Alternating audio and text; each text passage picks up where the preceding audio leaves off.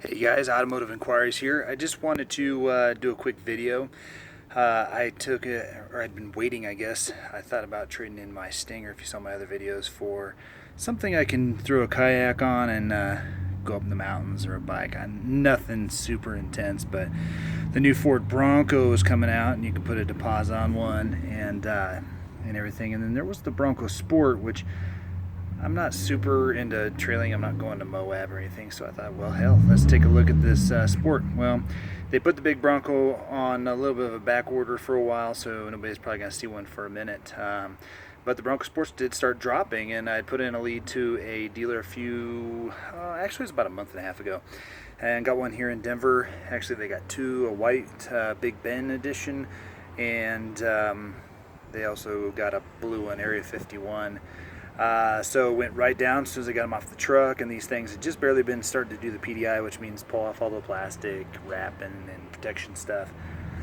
And took it for a spin. Here's my first impressions. I don't have the car with me, but I was in that market of the 30K mark, and I wasn't going to be able to touch a big Bronco, probably for even a base one, for a lot more than that. Once they finally get out, they're going to be so hot. And these things are pretty hot too. They're both sold within the first day, but I decided not to buy it.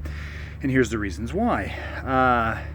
For 30,000 bucks, I want to feel like the car's made a little bit better than it was. Big Ben had a couple upgrades like nav, some of the safety tech, and just from the PDI process, man, some of the hard plastics, most of the door was hard plastic, which these are areas you're going to touch a lot, so they tend to be scratchable pretty easy. But for 30,000 bucks, I get it. You're going to have some of it. But to be honest with you, just overall, the product felt cheap. The interior really basic. The gauges super basic. And now, granted, the Bronco Sport's not going to be your Jeep Rubicon replacement. That might be the Bronco, the big one that comes out. Don't know yet. This is more of, like I said, throw your kayaks on and roll. And legroom wise, I mean, I try to skimp because I have tall kids, and I tried to skimp myself climbing the back, and my knees were so far up the back seat, or the back of the front seats, that just nothing. Material for the seats was very squishy, but no hip bolstering, no lat bolstering, I guess, for your back. Took it for a spin, plenty of power. Don't know the fuel economy, because I mean, they didn't want you driving this thing more than probably 8 or 9 miles, but what I can tell you in the 8 or 9 miles is I just wasn't amused.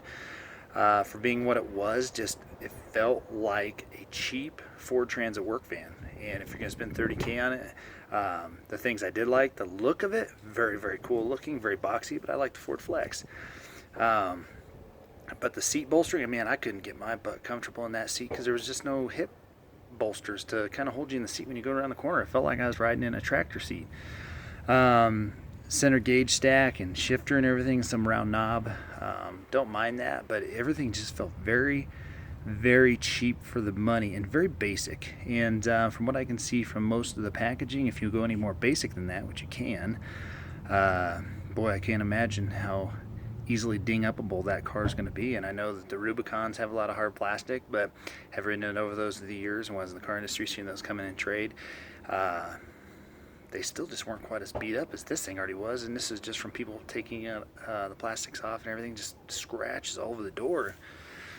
If you have kids, or say even a dog, and that stuff's going to be jumping all over stuff, I don't know about that. Cargo area was fine for the size of the truck. But other than the good looks, I got to say I was really unamused by it. And in the short test drive, I was kind of like, you kind of get caught up in the ambiance. It's a brand new thing, and that's they're trying to sell. Man, you'll be the first one with one of these on the road. And to be honest with you, could have been. Had the money and everything like that, but it went from the top of my list to the bottom. And I'm not a huge Ford fan, but this was going to be a cool swing just because the look of it. But really, it reminded me back in the 70s, 80s, they had the Bronco, then they had the Bronco 2 in the 80s, which was the miniature version of the big one, and it felt less nice than a mid-80s, early 90s Broncos 2. So if you're looking for something that's not going to be your super trail beast, I ended up buying a Kia Seltos. I'm going to do a video on that in a minute. Trading in the Stinger. The warranty just wasn't as good as the Seltos, but for what I'm going to do, I mean, it just wasn't really fun to drive. And after the ambiance and people looking at it like, man, that's cool. After a couple of years, you can be like, damn, this thing's so small. And so basic. The steering wheel is hard rubber. The steering wheel is already showing marks where people have just bumped into it stuff. So, I mean, at the end of the day, I just wanted to give you because I'm very particular about my cars. You've seen my Stinger. You know, I got a big Ram dually. We're pro Dodge here in this family, or Mopar. And as of the last couple of years, I've swung a little bit towards Kia on a lot of my other vehicles. Still got the dually. Wife has a new Telluride. I got the new Seltos.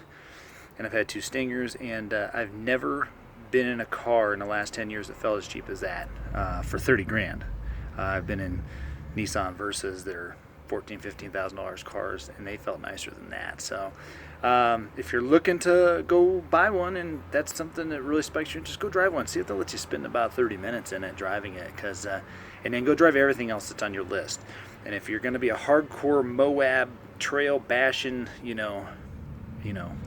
I don't know, frontiersman, you need to probably go look for the Bronco, the big one, wait for it, or go look at a Jeep Rubicon, just something that's a little bit more set up. So I'll see you in my next few video, guys, and drive safe. Late.